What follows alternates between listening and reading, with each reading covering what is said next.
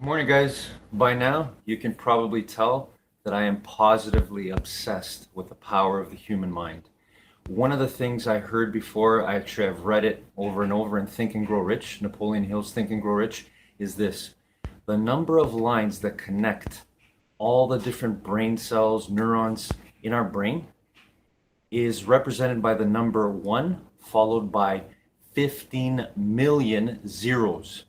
So the number 1 million has 6 zeros. The number 1 billion has 9 zeros. Now try to follow that pattern and imagine. That is phenomenal to me. When I heard that, the scientists have figured that out, and they've realized that the human mind has interconnections, and they're all organized in an organized fashion, and they make astronomical numbers look minuscule. I thought, wow, we all have the most powerful thing in the universe. Hope this helps everyone. Have a great day.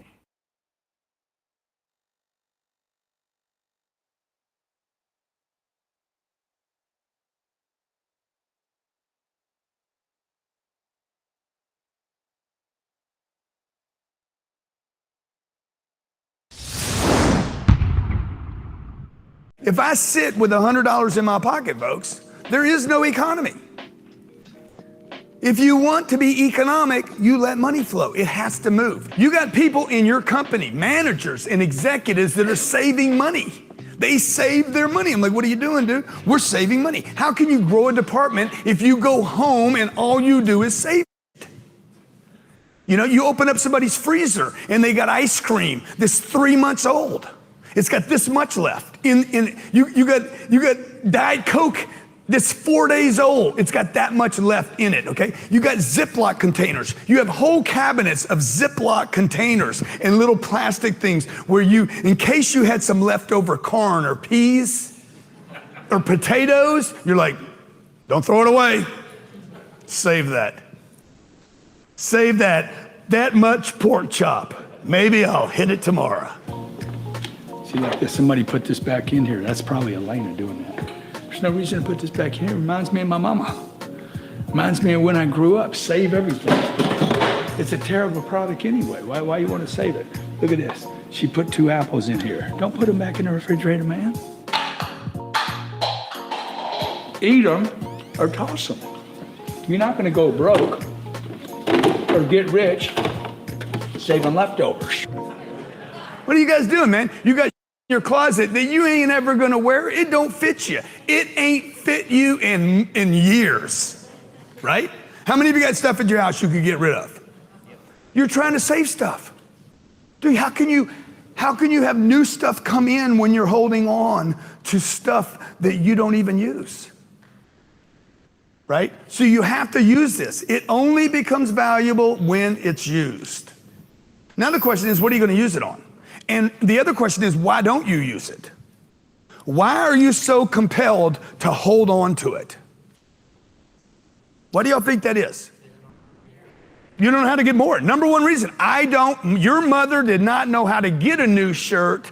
That's why she put so much time and energy in cleaning the shirt you got a stain on. Okay? You broke a toy, your parents got upset with you. Can't believe you did that. What, did what, man? Dude. Toys are to be broken. That's what a good toy is for, right?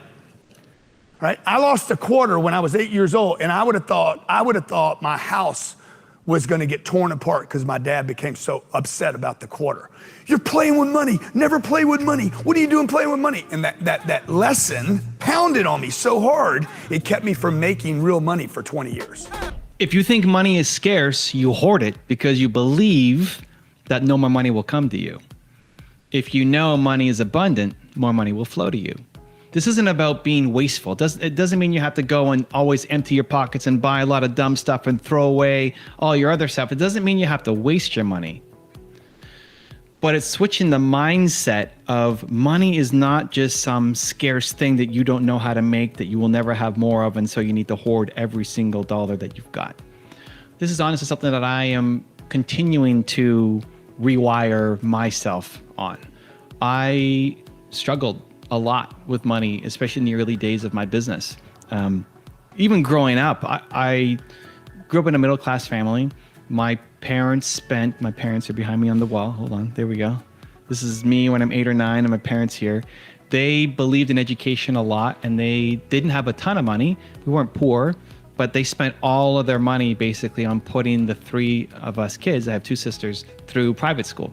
So any money that they made basically poured into our education. And as a result, we didn't have, money for other things. And where my friends at these fancy schools were getting, BMWs for their 16th birthday so they can go off and drive, I didn't get any of that. And it's not woe is me, but it's more I just had a scarce mentality around money. In my first business, I was making $300 a month. I was eating the same bean salad lunch every day because it would fill me up and wasn't very expensive. When we celebrated a win, we'd go to McDonald's. If we got a new client, like, hey, we sold another piece of our software, we'd go to McDonald's and order a large fries and share that between the 3 of us because it was cheap and we wanted just some little way to celebrate. And I just remember how painful it was to feel like you have no money and you can't buy stuff, and I couldn't hang out with my friends and I couldn't do what I wanted to do. And I think that has a traumatic effect. Maybe that's you as well. You have a scarcity mindset around money that you don't know how to make it. And so anything you've got, you got to really hold on to it and protect it. And again, I'm not advocating for being reckless or stupid or just throwing money away. Be smart about how you're going to invest and use your money. The more important thing is developing the mindset that you can create money, that by bringing a lot of value to people, you can make more money, you can turn it into something. So one of the things that I've done recently that has helped both myself and Nina, my wife, is we create what we call a care fund. And every month when we're doing our numbers, Nina will put together how much we've made this month, how much cash flows come in, et cetera. And then we allocate a certain percentage for a care fund that we have to go off and spend, either for ourselves or for other people. And so my default is to invest, right? Like invest back into the business, invest into markets, invest in the assets, just invest. And that's a great, good mindset. The downside of that is you don't get to see the impact that it can create. And so said, you know what? We need to dedicate a percentage every month to go and help somebody else. And maybe it's help ourselves. On the weekend, Nina bought a very expensive purse. We went shopping. She bought a very expensive purse. We bought a Chanel bag, and probably more expensive than she's ever bought a bag. And for me, it's like, oh my gosh, you can't be spending this amount of money on a bag. But it's worth celebrating yourself. So you know what? Like, we earned that. We did so much work in our business. You can go and afford that. We've also used the money to donate to charities. We've also used the money to support our family and things that they needed or wanted in their lives. And it's something that we have to spend every month. Nina asked, hey, can we just save it so we can invest more and then that leads to more in the future? Like, no, we're already saving other money to do that. Like, that has to be spent every month. And so where we have to sit, this might sound crazy. We have to sit down every month and figure out how are we going to spend this money? Because my default is not to go and spend. The default is to invest or just to save. And so doing that, it doesn't have to be a big amount of money. It could be $100 a month that you force yourself to spend on making somebody else's life better, or even your own, like that thing that you would never buy for yourself. You know what? I've worked hard. Like, I'm going to buy it. Or you're going to go buy somebody a meal, or you're going to go and give a homeless person $100, right? Like, you're going to do something with it. Because what it does is starts to change your mentality around it. It starts to make you feel like more will come that I'm creating. And so whether it's $10, $100, $1,000, $10,000, like, whatever it is, I'm not advocating you go drain your bank account and just go crazy and buy a Chanel bag, but allocating a certain percentage every month so that you can start to rewire your beliefs around money, that it's not just super scarce. So that would be step number one, right? Allocate some kind of budget to helping, especially others. Because when you help others, it just makes you feel so good. And you can help others in a lot of ways. You can help them with your time. You can help them with your expertise. You can help them, not just give a man a fish, but teach them how to fish, right? But there's the immediate gratification of helping somebody, buying the coffee for the person behind you in line, or seeing somebody that that $25, $100 will make a big difference. And like you were able to afford to do that, gives you the extra oomph to go off and want to do more of it. Like if you know that $25 changed that person's life, imagine if you can give them $2,500. But to do that, you'd have to go off and build a bigger business, right? So the core of your business needs to be serving and helping and contributing back. And you can't afford yet to give somebody $2,500, but you could if you kept building your business. And so this gives that little extra bit of motivation and incentive, right, to get out there and start to do it. So allocate a certain percentage. Second is to be around people who are generous. Be around the people who have the mindset that you want to have. If there's a belief that you want to adopt, the fastest way to do it is to be around the people who constantly are screaming that belief, the people who are constantly living that belief. So if you love my view on something, great, hang around me more often. There's lots of videos. You love Grant Cardone's view or Gary Vee's view or Oprah's view on something. The more you hang around them and watch their content and read their books and listen to their speeches, the more you're going to start to adopt that same belief system. So if you want to believe that money is not scarce, then you need to be hanging around people who believe that money is not scarce, because probably the people in your life believe money is really scarce. And the people that I grew up with believe that money is really scarce, the closest people around me. And so it doesn't mean you stop hanging out with them, but you need to inject new people in, even if it's just through YouTube videos of the people who believe the thing that you want to believe, because otherwise you get pulled back down because your environment has been created to keep you where you are. So if you want to change where you are, you have to change the environment. And it used to be that you have to really change it. You had to go somewhere else. You had to move out. You had to find a mentor to hang out with and have coffee with consistently. Now you can do it through YouTube. I've been inspired by tons of mentors who I've never met because of the content that I've learned from them on YouTube. But it takes the effort and intention to be consistently around it. That this is the belief system that you want to have, you need to create that habit for yourself. From the things that are on the wall, to the clothes that you wear, to the media that you're consuming every day, being intentional with that to say, this is the belief system that I want to have. I recognize I'm not there yet, but this is this belief system I want to have, and I want to be around the people who believe this to their core, because their belief in that thing is stronger than your belief against it. And whoever's more confident wins. And so when you're around the people who believe that thing so much, they will pull you towards them to start having that similar belief system. And then everything starts to change. I think having a scarcity mindset is extremely limiting. I've lived through really intense versions of it. I still feel like I'm coming out of it. I've grown a lot compared to where I used to be, but still have a long ways to go. I probably still have things that I'm holding on to that I shouldn't. I probably still should be more generous than I am. And I'm working through it as well. I might just be a little bit further ahead on the curve. Definitely compared to 19-year-old Evan, who thought money was the most scarce thing in the world. When you can learn to make that rewiring happen, that's how you start to change your life. So if you look at the people around you, look at their beliefs, especially around money, and see what do they think, and then see where they're at in their life compared to the people who have different beliefs around money and where they're at. Who would you rather be? And you could be there. You could be that person if you start to change your beliefs, your environment, start to help more people with it, start to allow the money to flow. Because when you start to believe that you can create a lot more money for yourself, a lot of things start to change.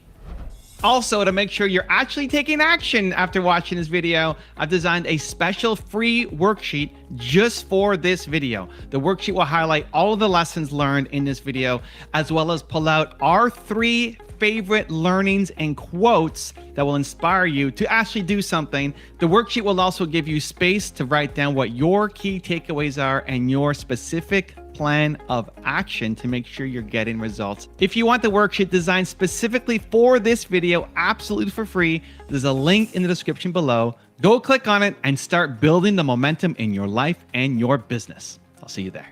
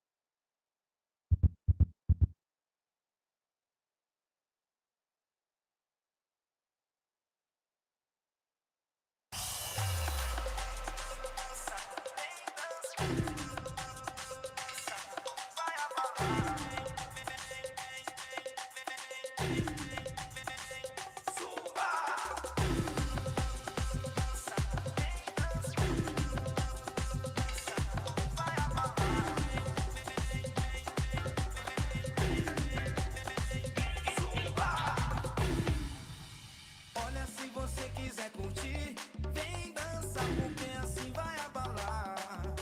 Então venha pra cá se sacudir, vem depressa que você vai se amarrar. Olha, se você quiser curtir, vem dançar, porque assim vai abalar. Então venha pra cá se sacudir, vem depressa que você vai se amarrar. Dança, a gente não se cansa, a gente se balança, a gente só quer mais e mais e venha, que hoje eu tô querendo você se remexendo, a gente só quer mais e mais e dança, a gente não se cansa, a gente se balança, a gente só quer mais e venha, que hoje eu tô querendo você se remexendo, a gente só quer mais e mais e mais. Dança, vem dançar.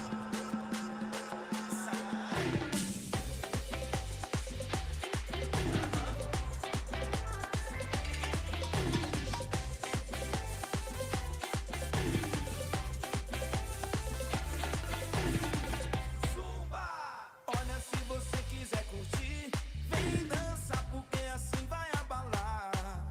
Então venha pra cá se sacudir, vem depressa que você vai se amarrar. Olha, se você quiser curtir, vem dançar, porque assim vai abalar. Então venha pra cá se sacudir, vem depressa que você vai se amarrar. Dança, a gente não se cansa, a gente se balança, a gente só quer mais e mais e venha, que hoje eu tô querendo você se remexendo, e a gente só quer mais e mais e dança, a gente não se cansa, a gente se balança, a gente só quer mais e venha, que hoje eu tô querendo você se remexendo, a gente só quer mais e mais e mais.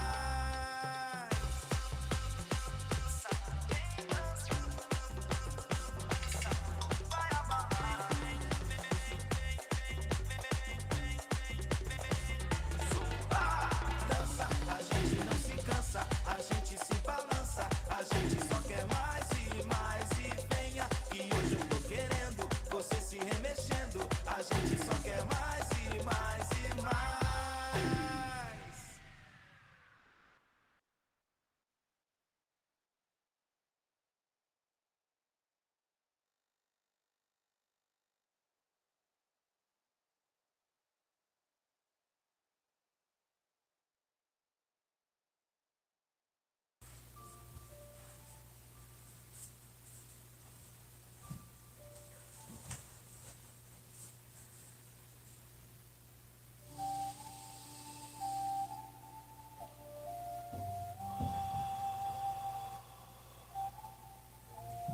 Feel the power of you controlling your breathing.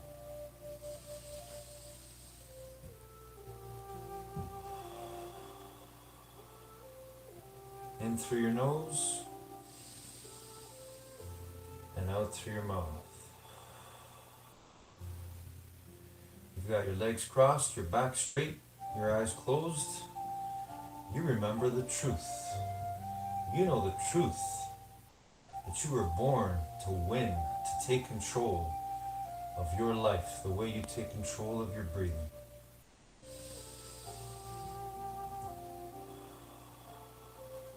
One breath at a time, one thought at a time. So let's do that right now. Let's see ourselves doing the best we can as we begin our day today in the best way possible. Winning the morning, winning our mind, and growing our minds and our bodies. And whatever we do. So right now, let's see ourselves doing the best walk we've ever done when that music shuts off. Right here, right where we are, right where we sit.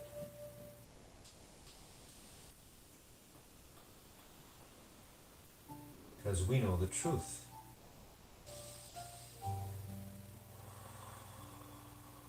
After all, we're made of truth. We're made of the same stuff the universe is made of. That's what makes you infinitely intelligent.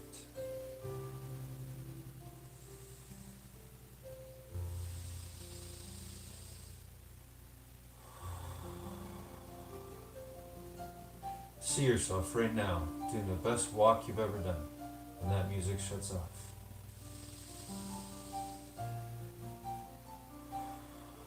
When that music goes off, you're going to win. You're going to make it real. You're going to make your dream, your vision real.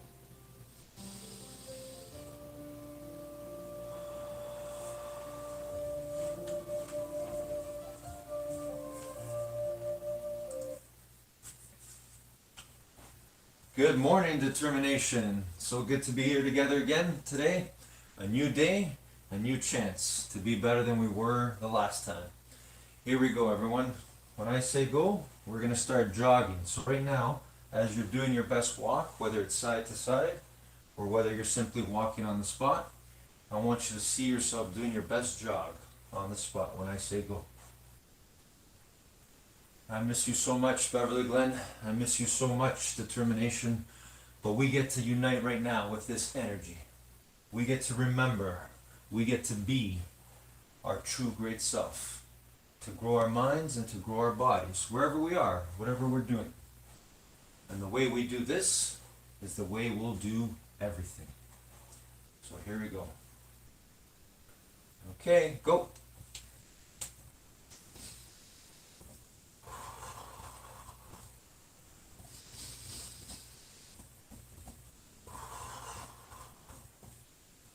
Always focus on your breathing.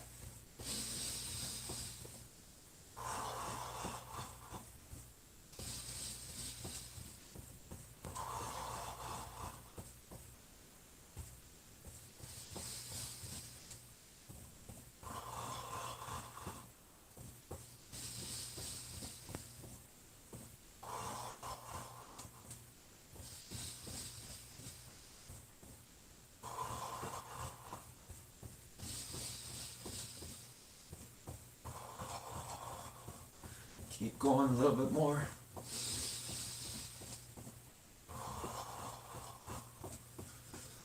And stop. Okay, walking. Back to our best walk. Stay focused on your breathing. Remember, the way you catch your breathing, the way you control your breathing, it's the same way you can control your thoughts and your feelings.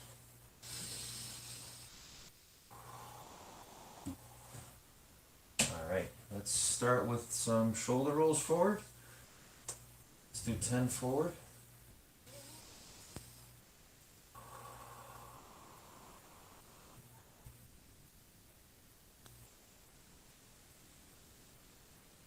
And backwards.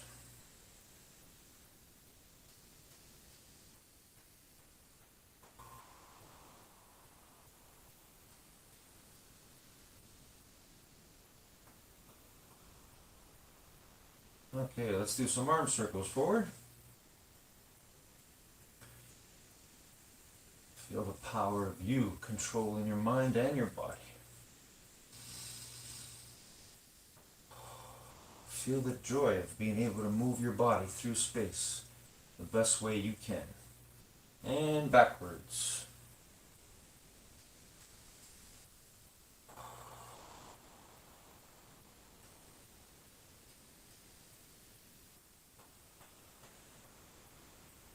Okay, hands on your hips, bend your knees, and side stretch.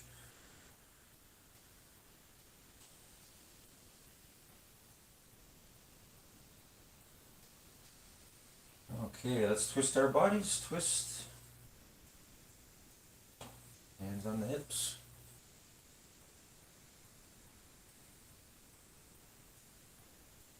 All right, and let's do 5 push-ups, everyone. 5 push-ups.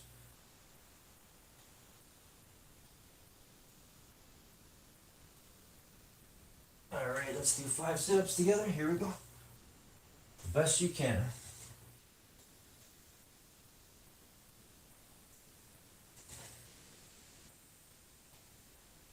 Okay, and let's do 5 squats. Here we go.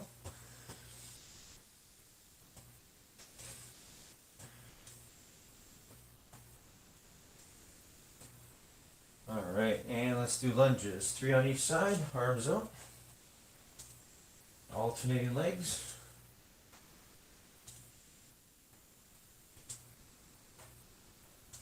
All right, good. And let's do 10-second plank. Belly's knees off the ground.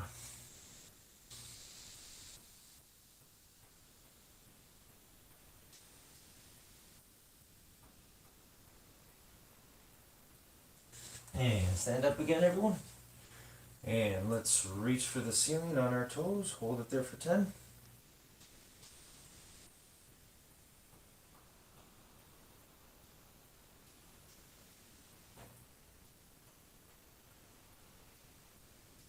Okay, and reach for your toes, straight knees.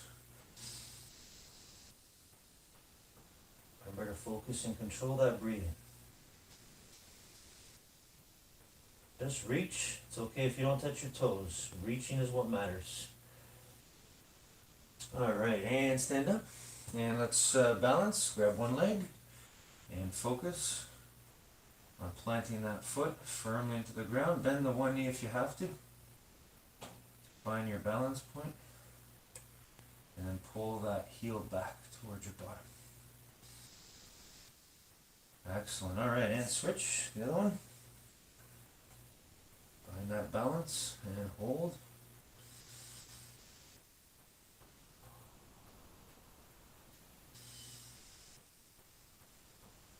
All right, good. Okay, and now let's hug the one knee. Here we go. Bring that knee up.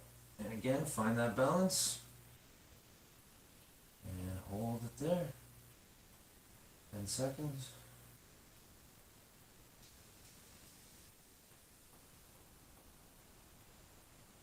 All right, and switch. The other one. Slowly bring it up.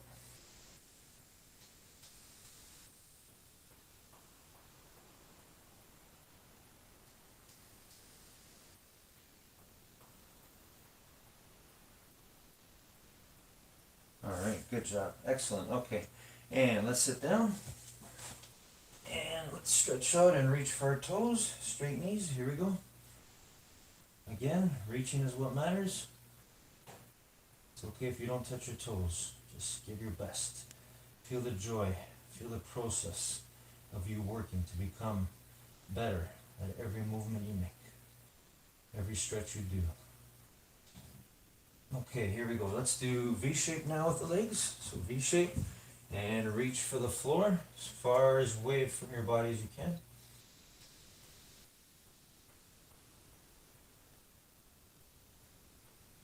And reach for one side. Hold it there.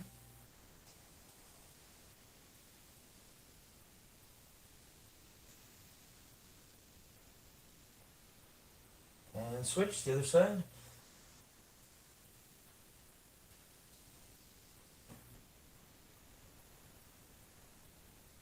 Alright, let's bring our feet together now. And gently push your knees down with your elbows and hold it there for 10. Here we go.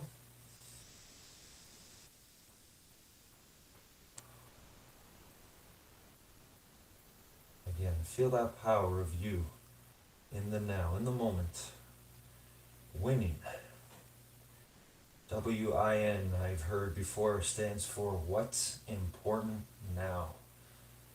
What's important now is doing our best in whatever we do.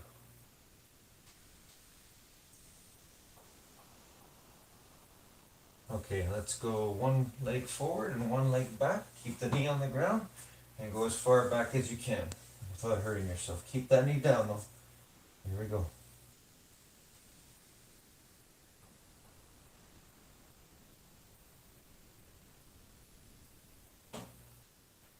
And switch, the other one now.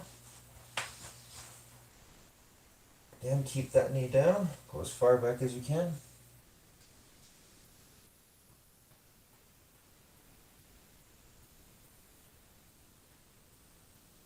Okay, good. All right. And let's roll onto our belly.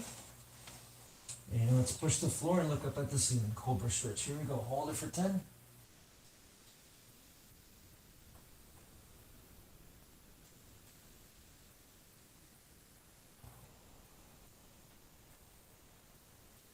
All right, excellent. Okay, legs crossed again. Back straight. Eyes closed.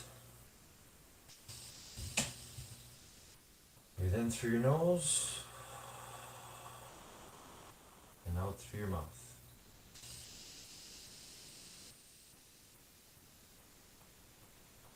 Now I want you to see yourself right now. When that music goes on, I want you to see yourself doing the best you can on an exercise of your choice. For me today, I'm going to be working on challenging myself to do as many push-ups and air squats as I can. I'm going to see that in my mind right now. I'm going to try to be a little bit better than I was last time. What about you? Think about it. What is there that you want to get better at? What exercise do you want to do? Remember, it's got to be within the rules, safety rules, rules that are there for you to keep you safe. So this is the space we have right here. So what exercise will you do to the best of your ability when that music goes on?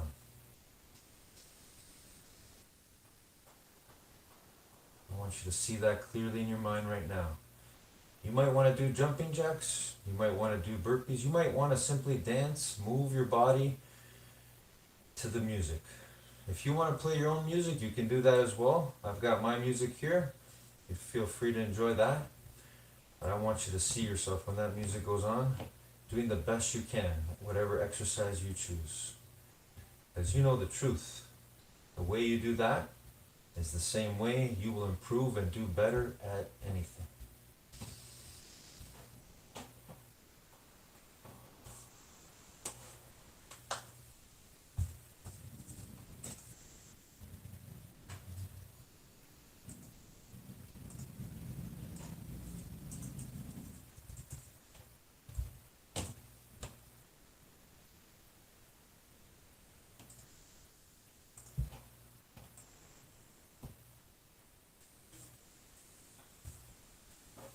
All right, determination, let's go. Let's feel that energy moving up. Here we go. Music always changes our energy state. Whatever you do, you gotta believe that you can do better. Here I go. As many push-ups as I can do.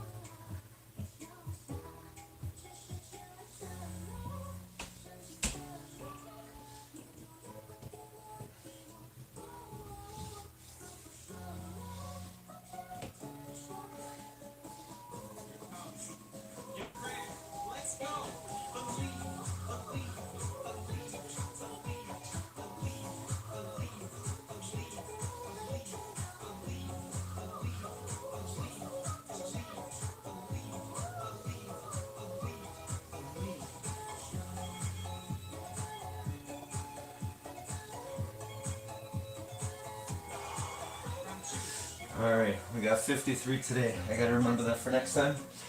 What is it for you? What are you doing right now? Maybe you're doing some jumping jacks.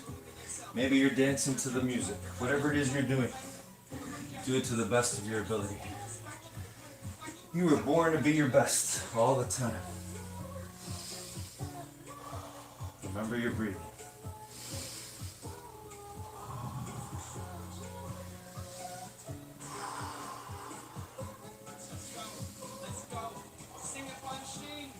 Always believe that you can be better than you were the last time. Even if you don't get exactly where you want to be, the process, the struggle, fighting to be better than you were last time, that's what's going to bring you your joy and your happiness. We have our determination. We get to work on that all the time. All right, air squats are next for me. What about you?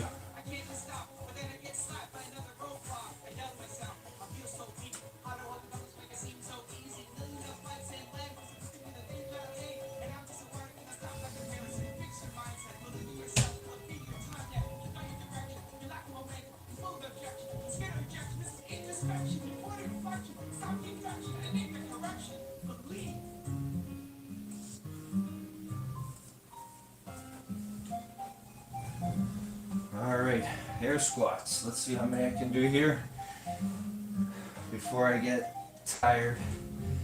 Too tired to keep going, but there's always a little bit more. That's determination. All right, here we go. You can feel free to do the same thing, or again, do your own thing. You got your own dance, your music, whatever you want to do. Whatever you do, do it to the best of your ability. Here we go.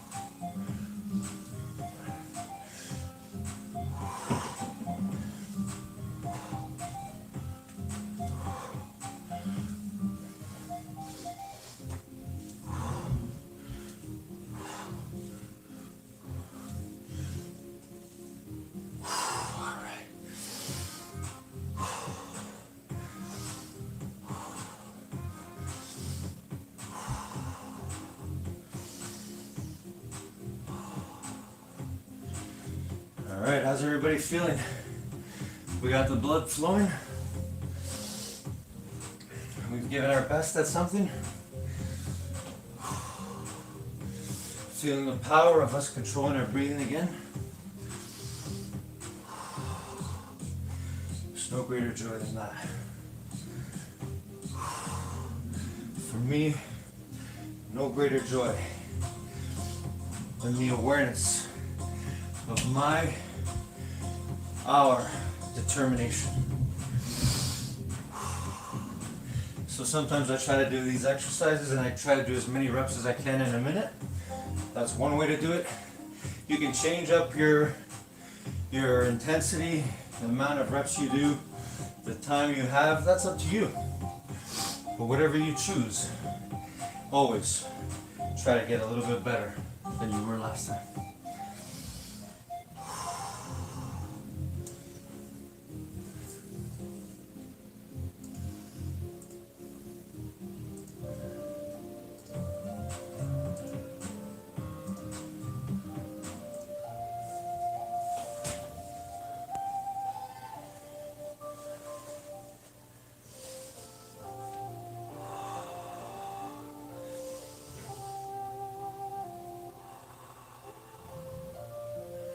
And once again, legs crossed, back straight,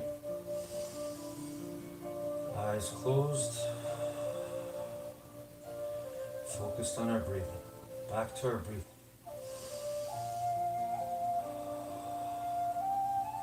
That powerful force keeping us alive, keeping our energy flowing.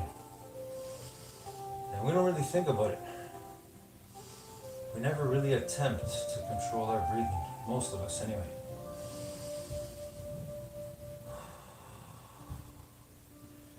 But we were born to do that too. To remember that in any moment, we can take charge of it, the way we take charge of our breathing. Same way we take charge of our mind, our thoughts. So reflect back on today. How did you do? Are you satisfied with your work ethic? Are you satisfied with your determination? Do you use it in its fullness, its beauty?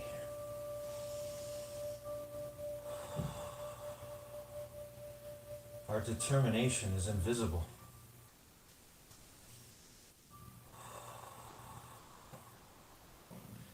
We cannot put our finger on it. We cannot see it. But it is there. We have the power to determine what we will think and what we will do. Today, we've won the morning. We've won our minds. And therefore we can win our day and our life.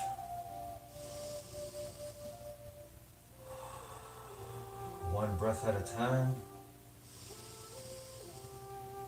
One thought at a time.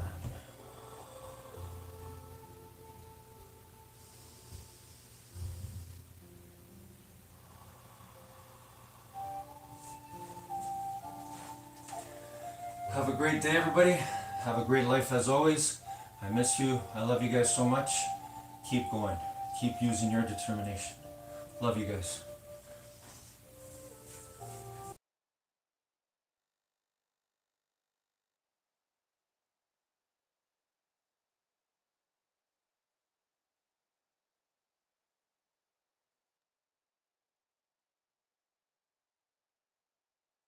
Good morning, everybody. Our top 10 rules for success journey brings us to Robert Kiyosaki, who in his second rule for success shares his wisdom and says that we should give more. The more we give, the more we receive. And again, this is a universal principle. We find it in every aspect of our lives, but it can be kind of counterintuitive when we're trying to get what we want, right? So I want us to remember this today and each and every day. The more work you give, the more time you give, the more you give to understand someone else, the more you're going to get back and receive in the long run, because the very thing that you are giving to other people is the thing that connects us all. And so when you give, you're also enriching yourself. You're giving of yourself, and that's enriching you, the character. So remember that. Hope that helps everyone. Have a great day.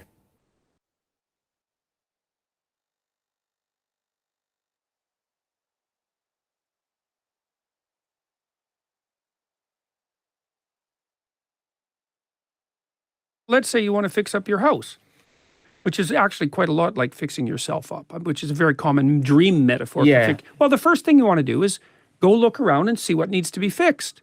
You know, and the interesting thing about that, and this is akin to what comedians do, is that as soon as you're willing to admit, comedians look at a problem and then rise above it right away and make a joke about it, but as soon as you're willing to admit that you have a problem, then you've immediately contacted the part of yourself that's at least strong enough to admit that you have a problem.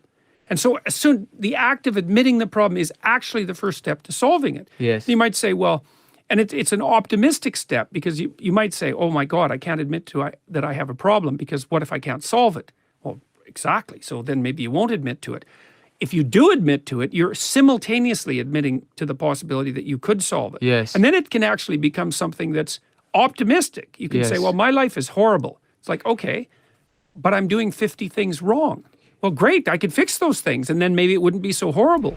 Need motivation? Watch a top 10 with Belief Nation. Hey, it's Evan Carmichael, and I make these videos because you are probably the most ambitious person in your circle, but you know you're capable of more. And you get that push by surrounding yourself with the best. So today, let's learn from one of the best, Jordan Peterson, and my take on his top 10 rules of success. Enjoy. Rule number 2, find sustained meaning. I've watched the audiences very carefully and listened to them to see what resonates and what doesn't. And I think the basic argument that I've been laying out is that, well, we all have difficult lives, you know, that life is characterized in large part by suffering. There's an inevitable element of suffering in life. I mean, obviously that's symbolized in Christianity by the crucifixion, which is a very harsh symbol. And not only is life sorrowful in part, but it's also touched by malevolence, and malevolence of each of us, and the malevolence of our social creations, our societies, and even in some sense the kind of blind malevolence of nature. And so it's a demanding occupation to exist as a human being, and you need something to sustain yourself through that. It's not optional, because the price of existence is so high that without that sustaining meaning, it corrupts you, it embitters you, and once you're embittered, things go downhill rapidly. You get vengeful and you get angry and you get destructive, and then there's really no limit to that. And I've been suggesting to people that the sustaining meaning that they can find in their life isn't to be found through happiness, let's say, because happiness doesn't work when you're not happy, when things have gone badly for you, even for accidental reasons. But you can find sustaining meaning in responsibility, and you can take responsibility for yourself. You can do that. And if you take responsibility for yourself, you treat yourself as if you're someone that's worthy of care and discipline. And that has nothing to do with being soft on yourself or the pursuit of pleasure, any of those things. You can take responsibility for yourself, and that works.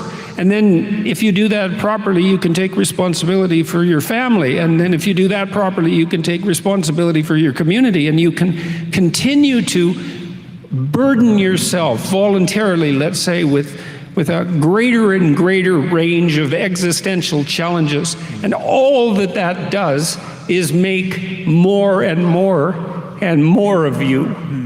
And that works as an antidote to the catastrophe of life. Rule number 3, practice remembering.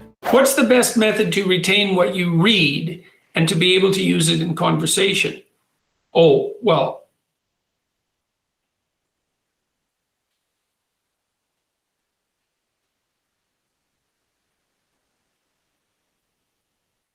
it's very difficult really to retain anything without recalling it. So look, if you encounter something and then you encounter it again, you can usually recognize that you've encountered it before. That's recognition memory. So it's an important form of memory. It's the memory that's associated with familiarity, but it's not the same as being able to use something exactly. It's a rather shallow form of memory, even though it's necessary. In order to be able to use something, you have to recall it. And this is also a very useful hint for studying. Like if you're studying and you have to remember, what you want to do is study, and then you want to write down what you just learned. So you read a paragraph, you close the book, and you write down what you remember. Or you read a chapter and you close the book and you write down what you remembered. Or at least you sit there and you try to remember, because the way you remember is by practicing remembering. Okay, so if you're reading and you want to use it in conversation, then you have to think about what you read. You have to put it in your own words. It's often helpful to close the book and write it down, or to associate it with some problem that you're currently trying to solve. You have to take the knowledge and make it your own. And then that alters the structure through which you look at the world, and that changes the way that you think, so that when you have a conversation the next time, that you're going to have the conversation in a different way. So merely reading isn't enough. You have to read and think and recall. And it's the act of recalling that produces the remembering, and it's that act of remembering that puts that material at hand for you. Rule number 4, be humble. That's why humility is always stressed in great religious traditions. Humility is precisely that. It's like you have to look at why you're not so good. Yeah. And you know, that has to break down your pride to some degree, and your arrogance. It's like, well, that's great, because if you break down your pride and your arrogance, then you're primed to learn and you can solve your problems. So there's nothing in that. It's a bit crushing to begin with, because you might think, oh my God, there's really a lot of things wrong with me. Yes. But at least then you're on the road to fixing them. Also, to make sure you're actually taking action after watching this video, I've designed a special free worksheet just for this video. The worksheet will highlight all of the lessons learned in this video, as well as pull out our 3 favorite learnings and quotes that will inspire you to actually do something. The worksheet will also give you space to write down what your key takeaways are and your specific plan of action to make sure you're getting results. If you want the worksheet designed specifically for this video, absolutely for free, there's a link in the description below. Go click on it and start building the momentum in your life and your business. I'll see you there. Rule number 5, allow kids to make decisions. I just found out I'm having a girl. Congratulations. What can I do to raise her to think for herself and not fall into the modes of thinking proposed by popular culture? Well, you can let her think for herself when she's a kid. You know, what you do is so that she practices doing that, you know, and so that means to consciously encourage as much autonomy as possible. So how do you do that? Well, let's say she's a little kid, she's 3, and she starts to get interested in clothing. So you lay clothing out on the bed and you say, well, you can wear this or you can wear this. You let her make autonomous decisions. You know, and with kids, you don't want to let them choose from an infinite menu. You want to give them a constrained menu. But what you want to do with your daughter is allow her to make as many decisions as she can possibly make as early as possible. You know, and that doesn't mean that children always know what's best for themselves or any nonsense like that. It just means that you're going to encourage her autonomy in every measure that you can manage. And that means you're going to have to be brave and allow her to subject herself to a certain number of risks. So you raise her to think for herself by letting her think for herself. And that can start quite early. I would say when she's a teenager, she's going to fall into the modes of thinking proposed by popular culture, because that's part of being enculturated and socialized. It's virtually inevitable, and it's even somewhat desirable. But what you hope is that you've encouraged the capacity for autonomous thinking to a sufficient degree that it's likely to integrate with that more intense teenage socialization and then reemerge, so you get someone who comes out the other side as an autonomous individual. And that works with boys and girls. So you know, I guess you do what Geppetto did in Pinocchio. Is the first thing you decide is, well, you don't want to raise a puppet. You know, you want to raise an autonomous person. And then you think through, what does it mean to be an autonomous person? What sort of person do you want your child to be? What sort of person do you want to encourage your child to be? And then having established that vision in mind, that's going to guide your choices. But at least you're making the right choices. You don't want someone who's dependent and whiny and cringy and more frightened than they need to be, and martyr-like and vengeful and malicious and manipulative and mendacious, all of those things. You want someone who can make their own judgments. And you can ask kids what they think pretty damn early. Like, you have to be careful and not push them beyond their capacity. But if you know your child, you'll be able to see what level of decision making they're capable of engaging in. And then you would encourage them to mature as rapidly as they can. And that also means that you have to not allow yourself to fall too in love with the dependent and needy creature that your infant will be to fulfill your own emotional needs. You want to detach and encourage to mature as rapidly and as comprehensively as possible. And that will work. And some of that's it. Some of that is negotiation with your child. You find out what they think. It's like, what do you think about this? What do you think about who should do the work in the house? How should we split it up? Like, they can be engaged in the decision-making process at a very early age. And part of that encouragement is going to be reflected in your implicit attitude that the child is a real person who's capable of imposing their will in a realistic sense in the world, on the world, and doing that in a competent and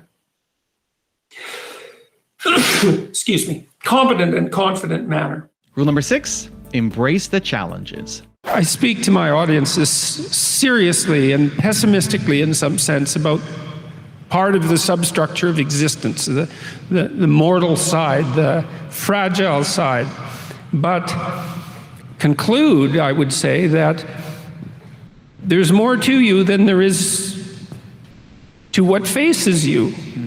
And I believe that to be true. And then I'm encouraging people to attempt that. And I think part of the reason that the book has been perhaps particularly popular among men is because I don't think we do a very good job at the moment of encouraging men. We have this idea that there's something intrinsically oppressive about the patriarchy and about masculinity in general, and I think that's nonsense. I think that strong, honest, truthful, courageous men pursuing noble goals is of great benefit to everyone, male and female alike. Rule number 7, listen to your resentment.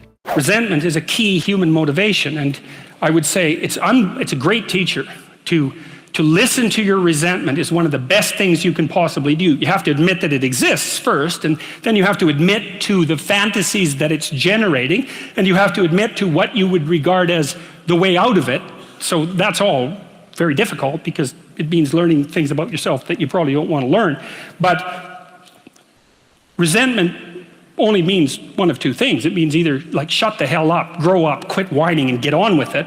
That's one thing it means. Or someone is playing the tyrant to you, might even be you, and you have something to say and do that you should say and do to put it to a stop. And so and resentment can show you the pathway to doing that. There's a meditation on resentment, and one of the principles that I extracted from that is, like, a resentful person wants other people to change. And if you're resentful, then your motivations aren't trustworthy. In fact, they're very, very dark. And that's why I went to the extreme with people like Panzram and the Columbine killers. Resentful people who want to change the world are not to be trusted. What should you do instead? How do you treat your own resentment? I would say, well, I read this great line in a T.S. Eliot play called The Cocktail Party. And in it, this woman comes up to a psychiatrist, I think this is in this chapter, and she says, I'm having a really rough time of it. I'm suffering badly. My life is not going well. And then she says, I hope that there's something wrong with me. And the psychiatrist says, well, what the hell do you mean by that? And she says, well, here's how I look at it. There's either something wrong with the world, and I'm just in it, and that's how it is. And then, like, what am I going to do about that? Because it's the whole world. Or maybe I could be fortunate, and there's something wrong with me that's causing all this unnecessary suffering. And if I could just set it right. I could learn, and I could set it right. And so, well, I've been thinking about that for a very long time. And I think, well, if your life isn't going the way it is, you can find someone else to blame, which is pretty convenient for you and also relatively easy. Or you could think, okay, I don't like life. I don't like the way my life is unfolding. Maybe I don't like life in general because it's tragic and tainted with evil. How do I know if my judgment is accurate? And the question is, well, have I really done everything I possibly could to set my life straight? Because maybe I shouldn't be judging its quality or the quality of life itself or being itself for that matter, if I haven't done everything I possibly could to set my life straight. Well, so there's a task. Solzhenitsyn, who I'm a great admirer of Solzhenitsyn, his book, The Gulag Archipelago, was one of the things that brought down the Soviet Union. And he said that one man who stopped lying could bring down a tyranny. And, he said that with some authority. I think you could easily make the case that The Gulag Archipelago is the greatest book of the 20th century. I mean, there's other contenders, obviously, but he said when he was in the Gulag camps, meditating on how the hell he got there, and he had a rough life, man. I mean, first of all, he was on the Russian front at the beginning of World War II, and then he was thrown in the Gulag camps, and that was just the beginning of his adventures, man. He had a rough life. And he was in the camps, and he was thinking, what the hell? Like, how did I get here? What's going on? And he had Hitler and Stalin to blame, right? So if you need someone to blame, man, Hitler and Stalin, that's great. But that isn't what he did. He said he meditated for a while once he realized that he might have something to do with, in some strange way, with the way things turned out for him. And he said he went over his life with a fine-tooth comb in his memory. He thought, okay, where did I go wrong? By my own judgment, when there was a path in front of me, when did I take the path that I knew I shouldn't take? Because you all know that, right? Sometimes you don't know if what you're doing is good or if it's bad. It's just ignorance, you just don't know. But sometimes you bloody well know, and you do the thing you know you shouldn't do anyways. That happens a lot. And why do you do that? Spite is part of it, stupidity. There's all sorts of reasons, but you certainly know you do it. Solzhenitsyn thought, okay, well, what would happen if I took responsibility for where I am in this concentration camp, and then I went over my whole life and tried to figure out all the things I did that were wrong by my own estimation that increased the probability that I would get here, and then what would happen if I tried to set them all right now in the present? And that's why he wrote the Gulag Archipelago. And one of the consequences of that, as I said, was it sped the dissolution of the Soviet Empire. So, hey, that's not bad, eh? Like, you make a real confession, you really repent, you do your penance, which is writing this book, and you completely change the geopolitical landscape of the world. It's like, and that's worth thinking about, because it's not only Solzhenitsyn who did that. Nelson Mandela did something quite similar. It's not so impossible. And so the idea that what you should do if you're feeling resentful about the nature of being or suffering too much for your own life, let's say, is straighten the damn thing out. Like, seriously, try it for a year even, try it for a week. Try not doing the things you know you shouldn't do. Try not saying the things you know to be false, and just watch what happens. You might as well give it a shot. Rule number 8, confront the negativity. One of the things that happens in the Mesopotamian creation myth, the Anu Elish, is that the gods are created, they're the offspring of chaos. That's a good way of thinking about it. And they become very careless, and they destroy their category system. They destroy their father, essentially, and chaos comes flooding back. And that's what happens to people who aren't looking at things and delimiting them properly. They become apocalyptic and do them in. So.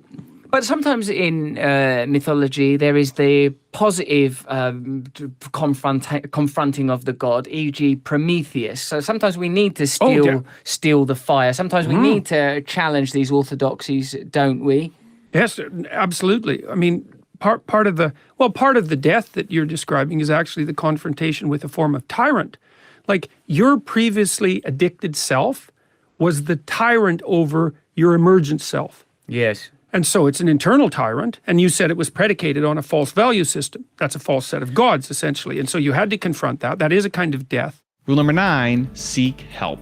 If you're seriously suicidal, and you can tell if you have a plan, like a plan that you've that you've played out in fantasy multiple times, if you know how you would do it and when and where, and if you fantasize about the aftermath, like if that's a well-developed plan, then you should go talk to someone. You should talk to someone professional. You should let a friend know. You should let a family member know. Like, you need to do that. You're at risk. You're in danger under those circumstances.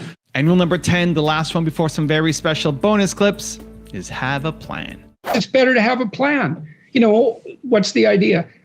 If you don't have your own plan, then you're the tool of someone else's plan. So that's probably not good, especially if you don't know what their plan is. So that's useful. You could do that. It took me a long time to understand why there's religious injunctions supporting humility, to even understand what the word really meant in that sort of technical sense. And it means something like this. It means what you don't know is more important than what you know. And that's a lovely thing to, then what you don't know can start to be your friend, you see. People are very defensive about what they know, and for the reasons we've already discussed. But the thing is, you don't know enough. And you can tell you don't know enough because your life is not what it could be, and neither is the life of the people around you. You just don't know enough. And so what that means is that every time you encounter some evidence that you're ignorant, someone points it out, you should be happy about that, because you think, oh, you just told me how I'm wrong. It's like, great. Like, maybe I had to sift through a lot of nonsense to get through the real message that you're telling me. But if you could actually tell me some way that I'm wrong, and then maybe give me a hint about how to not be wrong like that, well, then I wouldn't have to be wrong like that anymore. That would be a good thing. And you can embark on that adventure by listening to people. And if you listen to people, they'll tell you amazing things if you listen to them. And many of those things are little tools that you can put in your toolkit, like Batman, and then you can go out into the world and use those tools, and you don't have to fall blindly into a pit quite as often. And so the humility element is, well, do you want to be right, or do you want to be learning? And it's deeper than that. It's, do you want to be the tyrannical king who's already got everything figured out? Or do you want to be the continually transforming hero, or fool for that matter, who's getting better all the time? And that's actually a choice, you know. It's a deep choice, and it's better to be the self-transforming fool who's humble enough to make friends with what he or she doesn't know, and to listen when people talk. And listening is a transformative exercise. Like, if you listen to the people in your life, for example, if you actually listen to them, they'll tell you what's wrong with them and how to fix it and what they want. They can't even help it if you start listening, because people are so shocked if you actually listen to them that they tell you all sorts of things that they might not have even intended to, things they don't even know. And then you can work with that. And so, and the other thing that's so interesting, you know, now and then you have a meaningful conversation, right? You have a good conversation with someone, you walk away and you think, geez, you know what? We really connected, and I know more than I did when I came away from that conversation. And during the conversation, you're really engrossed in it. And that feeling of being engrossed is a feeling of meaning. And the feeling of meaning is engendered because you're having a transformative conversation. So your brain produces that feeling of meaning for you. It says, oh yeah, this is exactly where you should be right here and now. It's the right place and time for you. And that's a great place to occupy. And so a good conversation where people are listening has exactly that nature. And the reason it has that nature is because it is in fact transformative. It's one of the truisms of clinical psychology. Like, if you're a clinical psychologist, a huge part of what you do is just listen to people. It's like, you know, they come in, they're unhappy, and they'd rather not be, something like that. You say, well, why do you think you might be unhappy? And they don't know. They have some ideas, and they may have to ramble around for like a year before they figure out why they're unhappy. They get rid of a bunch of reasons why they thought they were unhappy that are untrue, and then you kind of get to the heart of the problem. And then you might ask them, well, if you could have what you wanted so that your life would be okay, what would that look like? Then they have to ramble around a bunch about that because they don't really know. But the listening will straighten them out, because people think by talking. And in order to think, you have to have someone to listen, because it's very hard to think. Hardly anyone can think. And even the people who can think can only think about a limited number of things. The best thing you can do is teach.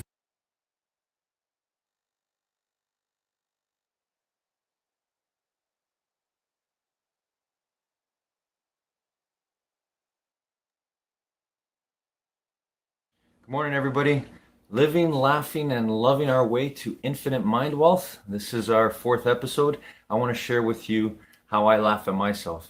Here I am right now in front of the camera, trying to get a positive message out to you. I got to tell you, and now I can laugh at it. When I first got on to do my first video, and actually it still happens, but not as much, I'm proud to say, my heart would start to pound. Like, I mean pound. I thought it was just going to come out of my chest.